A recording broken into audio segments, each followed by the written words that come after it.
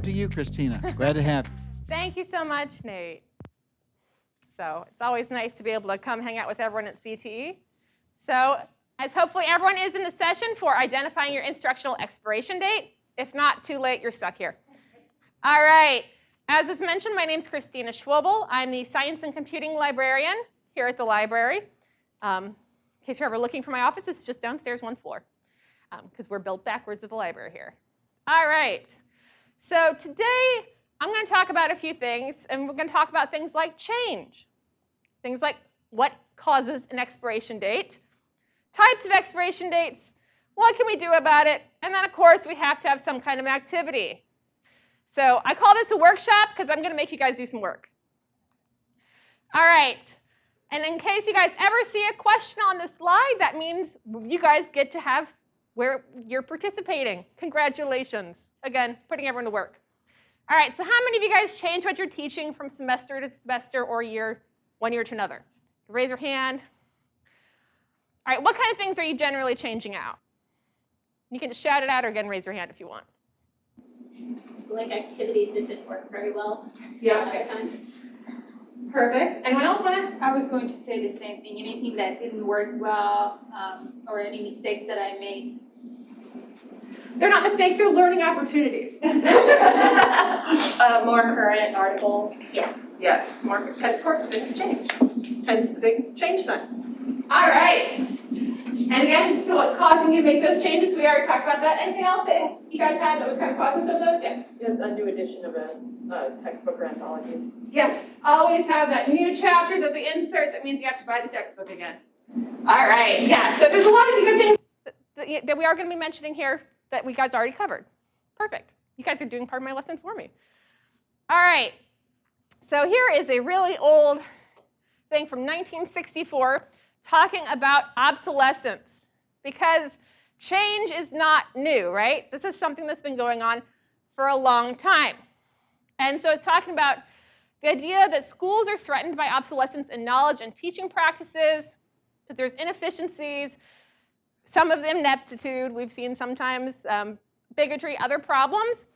And there's a lot of things that are not always clear. And of course, things are changing all the time. And we're seeing this, of course, not just at the collegiate level, we're seeing a lot of this in high school with the students that we have coming in, with the information that they're getting and the training that they're getting. So this is not a new problem that we're having, right? So a little bit of obsolescence is we're looking at things like, so here's the dictionary ones for it. So we're looking at mostly at the reduction of value, right? There's something that's putting this out of date, making it no longer true, and it's kind of at the end of that life cycle. So as we're talking about obsolescence, I want to talk a little bit more instead about expiration dates. So expiration dates are saying when something is no longer in effect, right? Or when that product should not be sold because, and this is the important part, the expected decline in quality or effectiveness. So the big difference between expiration date and obsolescence is that expiration is the act of expiring, whereas obsolescence is a state of being obsolete, no longer in use, gone into disuse, disused, or neglected.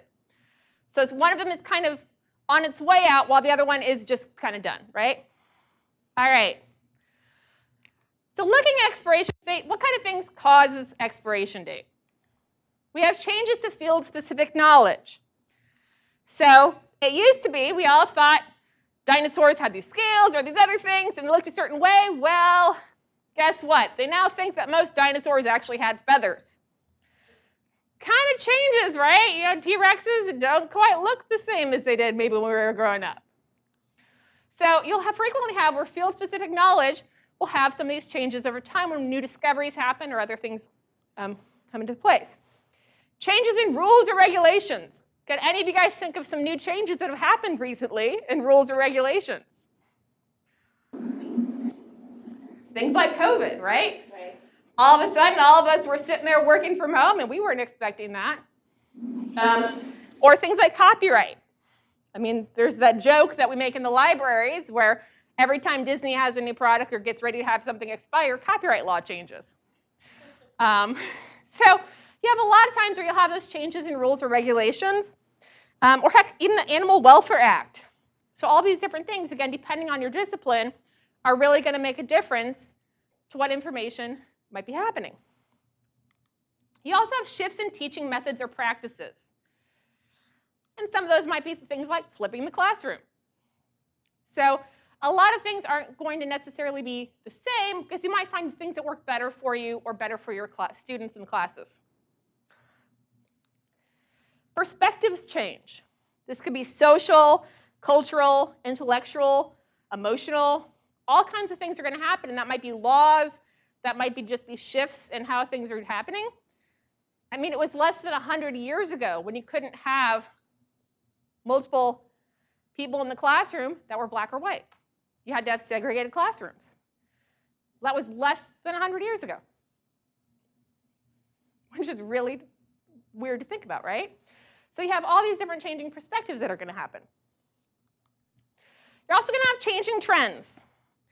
This is what I call the you shiny principle, right? Because everyone wants to go try the new thing that's happening, and sometimes there's encouragement within the departments or other areas to say, go out and try this new technology, try this new thing, incorporate this in some way, because it's new and people are using it. Or they may not be using it, but we think they're using it. So looking at changing trends that are happening. Lack of student comprehension, which is being mentioned earlier. If the light bulb's not going on and students aren't getting it, we kind of need to change how we're approaching things or how we're looking at things. All right. And of course, technology is one of the big ones, because Microsoft loves moving all the things around, right? In case you guys haven't seen the new Windows 11, they decided to move everything from the left on the taskbar to the middle of the taskbar because they wanted to. I don't know. So every time they make some of those changes, of course, you have to adjust sometimes what you're teaching, or if you've made guides or handouts or other things like that, sometimes you have to redo all of that because of technology. All right. Any questions so far on changes in expiration date? Make sense? Anyone do you guys want to add? No? All right. Now, there's other influences, too, that can kind of change when things might be valid or helpful to others. One of those is the teaching methods. So depending on how you're teaching something can also influence how valid or how applicable that item might be in the person's life. Are you doing something as a lecture style? Are you doing where they're doing it a hands-on training? How are they learning, or how are they getting this information? You also have the learning styles. So, I mean, a lot of the learning style people can still learn visually even if they're not mainly visual learners, but just thinking about how people best process that information and the different ways you can present that information that help people really get that and make it a part of their memory instead of just kind of learn it and then forget it the next moment. Because how many of you guys have had where you teach something and you think you did an amazing job, and like 5 minutes later they have no clue what you're talking about? All right. Yes.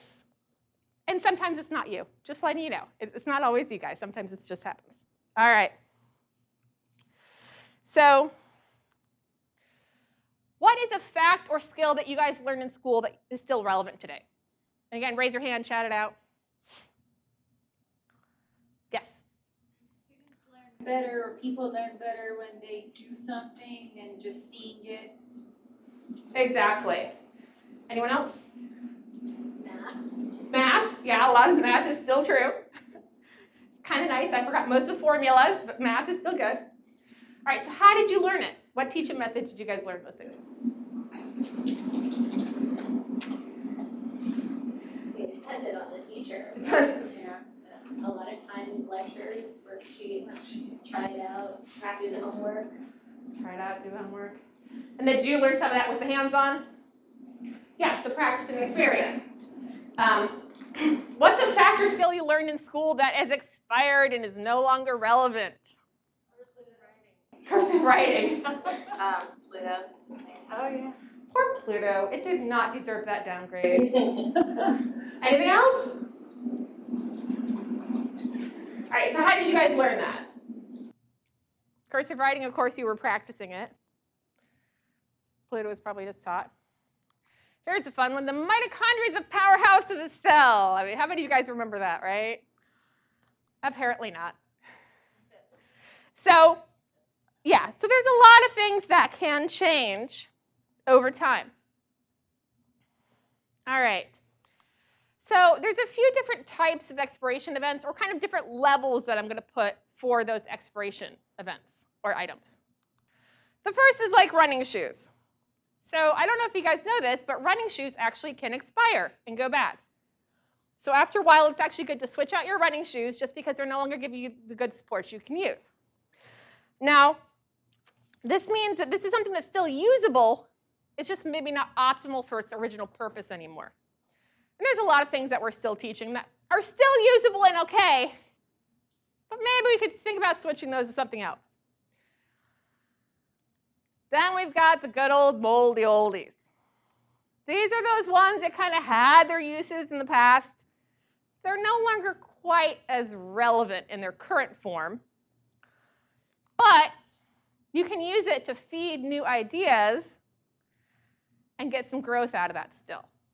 So you don't actually have to toss the whole thing out, but again, you don't want to necessarily use rotten apples in your food anymore when you're cooking. So good for the compost, not for the cooking. And then we have the extinction level events, right? These are ones where this is no longer usable in any way, shape, or form, and you are starting from scratch. There's a fun song that I was going to have played. It's Istanbul, not Constantinople. So all of you guys have some of those things where, again, it's no longer applicable. Borders change, things happen. Again, we're not teaching certain things that we used to before. So those are kind of those ones where you have to throw it all out. All right. So the big question then is, what are we going to do about it, right? We know we have some information that's going to at some point expire and no longer be usable. Let's panic. When in doubt, right? Run around, scream, yell, panic. No, let's not panic, okay? It's okay. You don't need to panic. It's not, it's part of a natural order. It's going to happen. We realize change happens. So obsolescence is not inevitable, right? So change comes and goes all the time. We're always changing. We're always growing. So changes are going to come. We're going to see those influences, and it's going to give us this chance to make differences and to change what we're doing, as long as we kind of realize that it is happening and it's something we need to expect, and not just it's a suddenly surprise when we do have to change what we're doing. Right? We need to have that critical judgment, the open-mindedness, and look for those new skills that we have or that we can learn in order to make sure we're going along with the change. All right. So big thing, let's steal ideas, right? Or borrow. We can borrow ideas. We'll share them. So technology in the workforce has had a lot of experience dealing with obsolescence, dealing with change. And so we can look for some of the ideas that they've done in the past to make sure we're staying current and we're staying fresh. So on that, stay fluid. Don't get locked in the idea there's only ever one way of doing things. Unless, of course, there is only one way of doing things. Sometimes, like with pharmacy or engineering or rocket science or some of those things, there literally is one way of doing it if you don't want to have the whole world explode. We like the world not exploded. So unless there is that one way, kind of stay fluid and look at other ways you can do things. This is also applicable of showing more than one way of doing it to your students, right? If you can illustrate that there's more than one method, do it.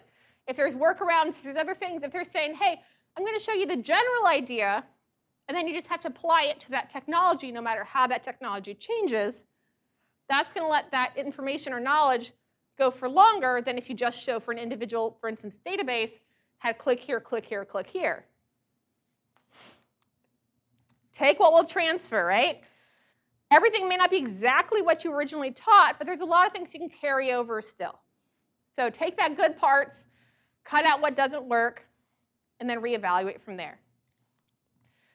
Continue training. So just like you guys are doing here now, keep going to workshops, keep learning new skills, continue to see what has been updated, just to make sure you're not going ahead and teaching still some of those things that they shouldn't be taking on. So one of the important things to remember as educators is we're responsible in many ways for the information we're passing along to others. And so just keep that in mind, that we're still that we're still keeping current so we can make sure that the students are as well. All right. And a really big thing is let students know that knowledge is not necessarily going to last forever. Things are going to expire, right? There's going to be information and say, just because I'm telling you this now doesn't mean it's not valid now, but you also need to keep on learning and exploring and finding out when that information might expire and altering your own views when it does expire. So now we have a fun activity. And this can also be a partners workshop or a group table. If you want to, you can always join another table and meet up with people. So we're just going to look and see for your own teaching, for your own education that you've either been doing or that you're currently learning. What are some contents or skills that you're currently either teaching or learning that could be things you need to reconsider, or things you need to look at and examine? What teaching methods are you using or being used to learn this information for that? And then what do you think are maybe some possible causes or expirations that could happen for this? And then what changes can you make to that in order to fix the problem? And now there are some things that we can't necessarily predict, right? I mean, I could not have predicted on my bingo sheet that we were going to have COVID, and then all of a sudden everyone was going to be working remotely, and that a lot of things were going to change. So some things I'm not able to predict. I mean, I could have predicted, we could have had some random plague that happened and done that, but I wasn't thinking that far ahead. So think about maybe things that you can predict, or maybe some things that, especially depending on the discipline, you know have happened already, or you know are kind of coming. I'll give you an example. Here, so we have Boolean searching. With the library, this big thing we talk about is and, or not. And we use all these different methods for it. We talk about it at lecture, we have discussions, we give handouts, we try to have activities for the students, we try to have them use it in a project. So possible cause, shift in teaching method, right? You might learn something that's even better to use than Boolean searching. In that case, we're going to take what we'll transfer, because we've taught that for so long. We have years and years of experience working with Boolean searching, so we can take that and information and transfer over to whatever the new thing might be, which hopefully will make a little more sense than Boolean searching, because no one remembers the Boolean. All right, so what's the hardest part of this chart to fill out for you guys? What do you guys think? How many people had the hardest time thinking of the content or the skill to put down? Kind of. What about the teaching method? Do you know the expiration causes? It's kind of hard to predict, right? Because you're sitting there trying to say, I see in the future we're going to have this happen. You don't know what's going to happen. All right, what about the changes? Was that hard for people? All right, wonderful. Does anyone want to share some of theirs?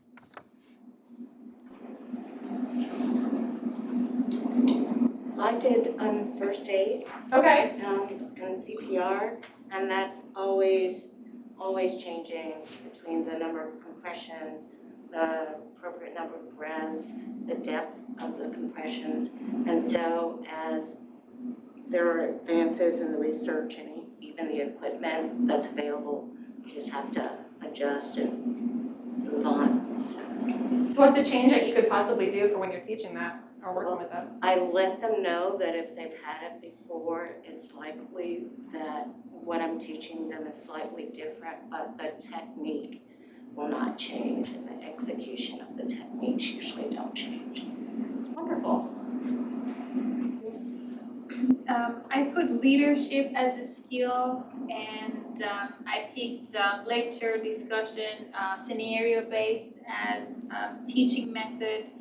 And I think social norms and standards can change how we perceive an ideal leadership style. So back in the days, being like aggressive and maybe, a little harsh was seen more positively as it is today, where you don't understand people you work with and their work-life balance. And I put adding current events and current examples to what I would change to teach. Yeah, that's perfect. I mean, we don't see a lot of like the Mad Men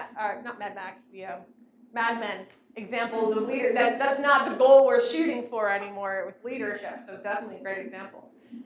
Someone else want to share it? Yes.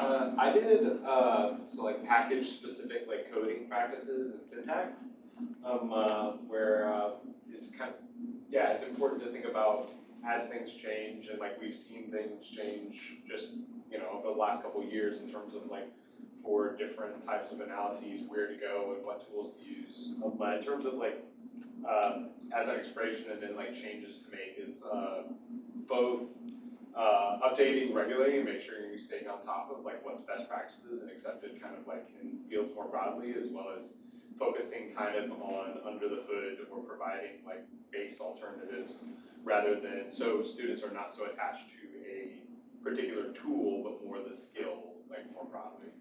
Well, and especially with the tools, one thing I've noticed with a lot of software tools is they start off free and then all of a sudden you're paying for them for subscription, or then they have where they add all this adware or bloatware or other things, or they might just disappear entirely or never be updated. And then you have like Microsoft, or not Microsoft, like Internet Explorer, where it's kind of limping on for a while, and then it just kind of fades into nothingness.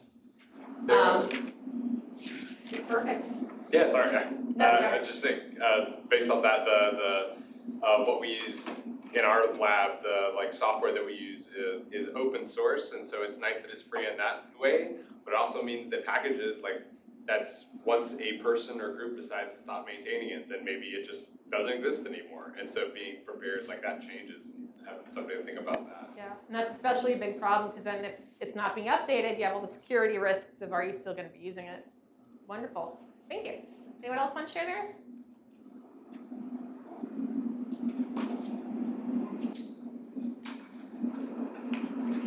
Well, then there's some other ones that we know are going to change. Like I noticed someone had APA citations. So it never fails. Every so often they have to be like, wait, we actually need this comma to go over here instead of there, and now this colon is going to be a period. Or we have entirely new citation styles pop up. I mean, there's over 200 citation styles already. So of course they're like, we need another one. These 200 don't fit our needs, so we got to come up with a new one. So things like that where you kind of have some expectations, again, depending on the field you're in, that you are going to have some of those changes and prepare. And then there's some of those ones that hit you out of the blue that no one expects. So and just kind of knowing and kind of letting people know, hey, there are going to be changes. So what's next? So with this information, now that you've gotten from the workshop, what would you guys plan on doing with this, if anything? And it's fine if you say, nothing, I'm good.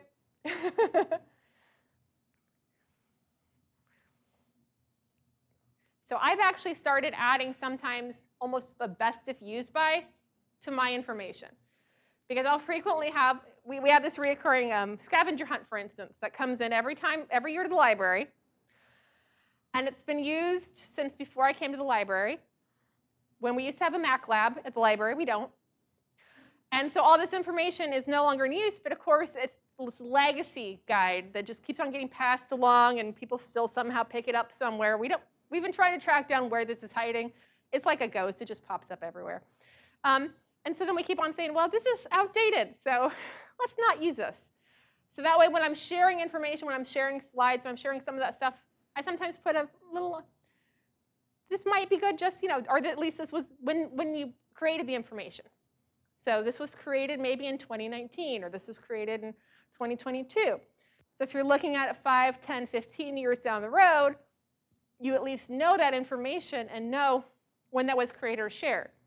So either embedding that into videos you create, or again, handouts or guides, because a lot of you know things get passed around in the department, things share, you get this legacy information, and it's there forever. And so if you at least have some information that can help indicate that maybe this hasn't been updated recently.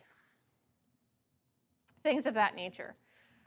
Are there any other things that you guys can think of that might help as far as looking or determining for, as you're teaching moving forward, ways to think about what information might be expiring or how to kind of help introduce students to the idea that what they learn today may not be forever? I use an old DVD from like 10 years ago on CPR to show them the changes that have occurred in the last 10 years. And they find it hilarious when they see the car phones that have the big box and some of the stuff that, even the techniques that have changed slightly. Great example. And even using the DVD player. I actually had where we were having to get rid of the old floppies, right? Right. The really old ones. And someone's like, oh, did they 3D print the save icon? No, this is the precursor to a lot of the things you're dealing with now. But again, it's that knowledge that hasn't been transferred, but because it's obsolete. We still see it in some ways, echoed with the save icon or things like that. And for all we know, it might have a resurgence someday, like we've had vinyl records, right? A lot of people thought, oh, once CDs are in cassettes, vinyl records are going away forever. Well, there's been a huge resurgence in vinyl records. So you never know what's coming back. But some things also do stay dead. Yes? What makes me think about, I was in K through 12 schools for a long time before I came back to school.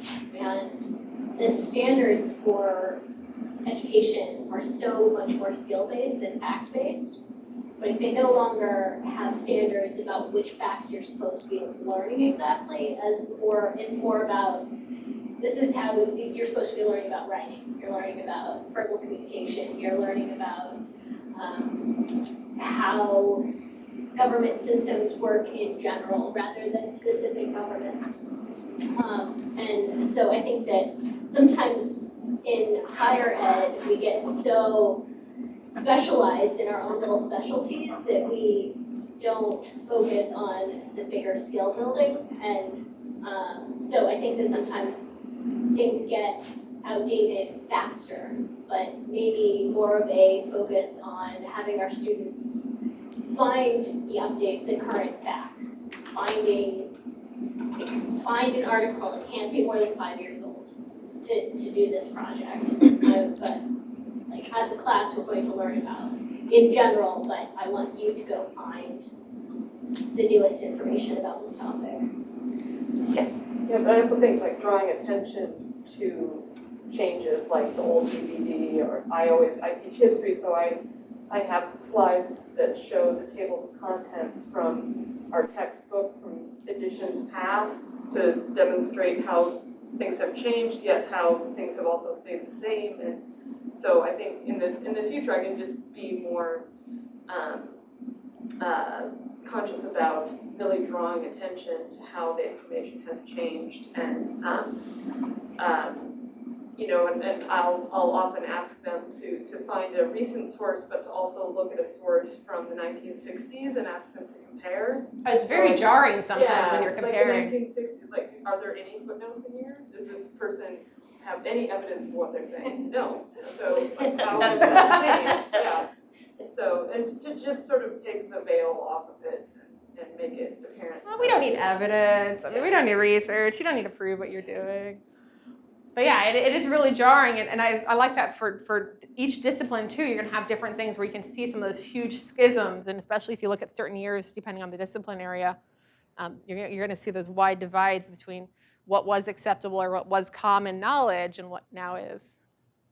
I think students have also changed a lot and are changing with each generation. I was born and raised in a different country where teacher was held to like really high regards, and I think that in the U.S. the standards are very different, but also this generation is different. They're always on their phones and computers. Their attention span has like reduced immensely, and I think even banning phones and computers in the classroom won't do much. They'll find something to maybe daydream about, and knowing how to deal with Gen Zs, really, that are our students, I think is a big change that we have had to adjust to. Yeah, going back to that learning styles, if they're only able to incorporate things in those 5 minutes or 10 minutes at a time, and then you have to switch gears and do something else to get them, keep their attention, that's definitely something to pay attention to. Wonderful.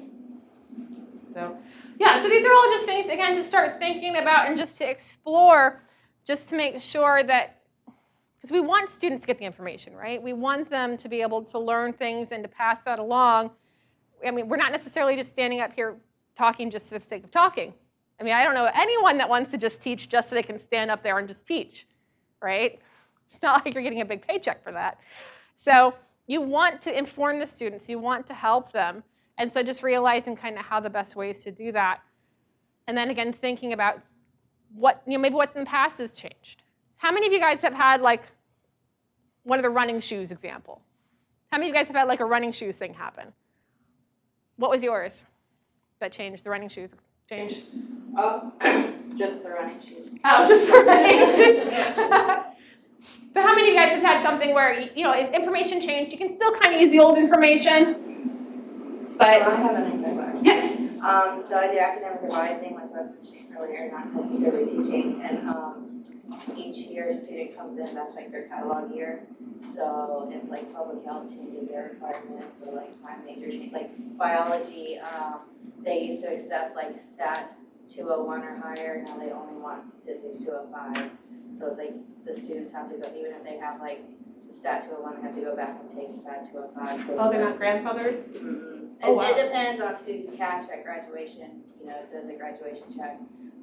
But just like stuff like that, or like my cardiovascular technology major, they used to take a bio 415 for their anatomy and phys, but it had like whale anatomy and they wanted human anatomy, so they switched their requirements, and now bio 415 is not even being taught anymore. So just like major changes throughout, and the requirements changing for graduation. Yeah, and like I said, that has a huge change because then you have a whole course that's no longer being offered. Wonderful. Did you have your hand up? Sorry. Me, no. Okay. Yeah, and then how many of you guys have some of those moldy oldies that you've had in your WAS? Where, you guys want to give me an example? Well, Oh, no, go ahead. so I was a school librarian, and there's a lot of things that are no longer the same as they used to be, like paper encyclopedias. The kids always think that that's Where half a wall is the encyclopedia? yeah. So on one hand, you want them to understand conceptually how things are organized in an encyclopedia, and that it's not just like there's a screen, you search, and it goes exactly, like understanding that there's an organizational schema to this, and how, if you happen to have to use a paper encyclopedia, these are what guide words are. This is how you know which. They all have a letter on the spine. That's how you know where you're going. Understanding alphabetical order. So there's that kind of, there's some conceptual things to get out of that, but for the most part, they're not going to need paper encyclopedias. They're not as updated, they're not current. If you look up Russia, it's not going to be the same. I mean, the borders aren't the same in things, the presidents aren't the same. Well, I think a lot of places they're not even printing the encyclopedias anymore. You can only get them as ebooks. Right. So there's still some of those vestigial things that libraries don't want to let go of, and so they're still there for the kids, and the kids don't know what to do with them. So it's a real conundrum of, well, should we just get rid of all these altogether? Is there any use for having these? What do the kids get out of seeing print versions of this, and how do we explain? Well, this is the 2015, so let's think about some of the things that have happened since then that won't be in these encyclopedias. Yeah. Although then when you think about that with history, it's interesting to take some of those and then see how you can easily adjust and change the meanings of words or the meanings of countries or all those other things. Yeah, I mean, I teach Western music history before 1750, so all I do is moldy-oldie, right? But I kind of pivoted in recent years to talking more about why are these pieces here, why not other things, and then there's always new knowledge coming in. I mean, their anthologies change every 3 or 4 years, and yeah, there are the old chestnuts that remain, but we always position those next to new discoveries, and we talk about canon formation and privilege, and so it makes for kind of good discussions, even if you're still holding up the old chestnuts, like what was it about this that made it wind up here? Is it just circumstance? Is it privilege? Is it patronage? You know, so we have nice discussions about those things. Now, has anyone had one of the extinction level events change in their field? Kind of, like I used to work in the stacks in the library, and you had to go into the stacks to find the article or the magazine or the microfiche, and then you had to have money on your copier card to print out or to make copies. And students now can just get stuff like whole articles and journals just emailed to them, which, you know, would have saved my life back then. But I just think about that because I had the ISBN for my textbook that I used. I told the students what it cost, and then one of them gently came up at the end of class and said, you know there's a free ebook, right? And I didn't know there was a free ebook, and so we shared that around, and it's the same textbook. I just never thought to look for it as an ebook. Well, and some of that too, you also have to check the legality of the ebook. Yeah. It was legal. It was Wonderful. Well, I never ask. I'm very cautious never to ask like how much of a book people are going to be scanning. I'm like, we do have a scanner in case you need to scan a couple pages. I'm not going to clock you how long you're at the scanner though. Yeah, and so we see those things and just, you know, again, being aware of what we have and just what's to come, I guess. All right, so that being said, does anyone have any questions? Wonderful. Well, thank you all for coming. I really appreciate it. We're going to let you out a little bit early today, which is a gorgeous day outside, so hopefully you guys can take advantage of that. And there should be a recording of this after, in case you're interested in that. So hopefully this was helpful for you guys and just kind of thinking through and again thinking about how we're teaching and then looking at just the information we're sharing and just letting students know that unfortunately all knowledge is not forever and kind of how to evaluate that. So you guys have been wonderful. And thank you guys again for all the participation.